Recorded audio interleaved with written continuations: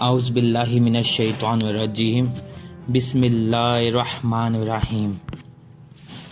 سب ناظرین کو علم اسلام چینل میں خوش آمدید اور خلوص بھرا سلام۔ آج کا ہمارا عنوان فرعون کی زوجہ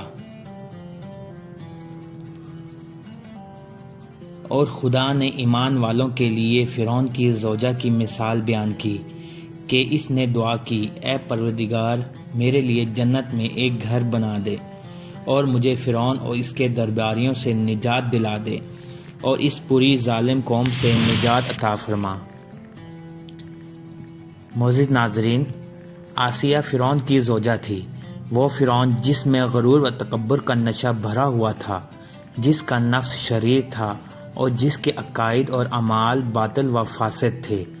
قرآن مجید نے فرعون کو متکبر، ظالم، ستمگر اور خون بہانے والے کے عنوان سے یاد کیا ہے اور اسے طاغوت کا نام دیا ہے۔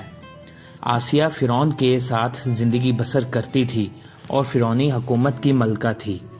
تمام چیزیں اس کے اختیار میں تھیں۔ وہ بھی اپنی شوہر کی طرح فرما روائی کرتی اور اپنی مرضی کے مطابق ملکی خزانہ سے فائدہ اٹھاتی تھی۔ ایسے شوہر کے ساتھ زندگی، ایسی حکومت کے ساتھ ایسے دربار کے اندر اس قدر مال و دولت، اطاعت گزار غلاموں اور کنیزوں کے ساتھ ایک بہترین زندگی تھی۔ ایک جوان اور قدرت مند خاتون نے اس ماحول میں پیغمبر الہی جناب حضرت موسیٰ بن عمران کے ذریعے پیغام سنا۔ اس نے اپنے شوہر کے طور طریقے اور اعمال کے باطل ہونے کو سمجھ لیا، چنانچہ نور حقیقت اس کے دل میں چمک اٹھا۔ حالانکہ اسے معلوم تھا کہ ایمان لانے کی وجہ سے اس کی تمام خوشیاں اور مقام و منصب چھن سکتا ہے، یہاں تک کہ جان بھی جا سکتی ہے، لیکن اس نے حق کو قبول کر لیا اور وہ خداوند مہربان پر ایمان لے آئی اور اپنے گزشتہ اعمال سے توبہ کر لی اور نیک اعمال کے ذریعے اپنی آخرت آباد کرنے کی فکر میں لگ گئی۔ اس کا توبہ کرنا کوئی آسان کام نہیں تھا۔ اس کی وجہ سے اسے اپنے تمام مال و دولت اور منصب ترک کرنا پڑا۔ فرعون و فرعونیوں کی ملامت و شتم کو برداشت کرنا پڑا، لیکن پھر بھی وہ توبہ، ایمان، عمل صالح اور ہدایت کی طرف قدم آگے بڑھاتی رہی۔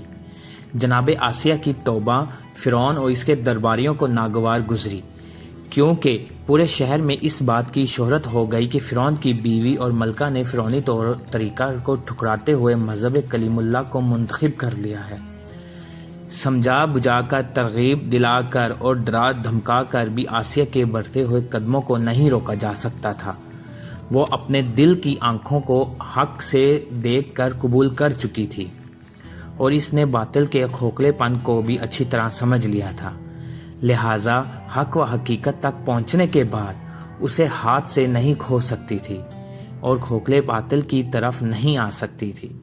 جی ہاں، یہ کیسے ہو سکتا ہے کہ خدا کو فرعون سے، حق کو باطل سے، نور کو ظلمت سے، صحیح کو غلط سے، آخرت کو دنیا سے، بہشت کو دوزخ سے اور سعادت کو بدبختی سے بدل لے۔ جناب آسیہ نے ایمان قبول کیا اور توبہ و استغفار کی۔ جب کہ فرعون دوبارہ باطل کی طرف لوٹانے کے لیے کوشش کر رہا تھا، فرعون نے جناب آسیہ سے مقابلے کی ٹھان لی۔ اس کے غضب کی آگ بھڑک اٹھی، لیکن آسیہ کی ثابت قدمی کا مقابلہ نہ کر سکا۔ اس نے آسیہ کو شکنجہ دینے کا حکم دیا اور اس عظیم خاتون کے ہاتھ کو بھی باندھ دیا اور سخت سزا دینے کے بعد پھانسی کا حکم دے دیا۔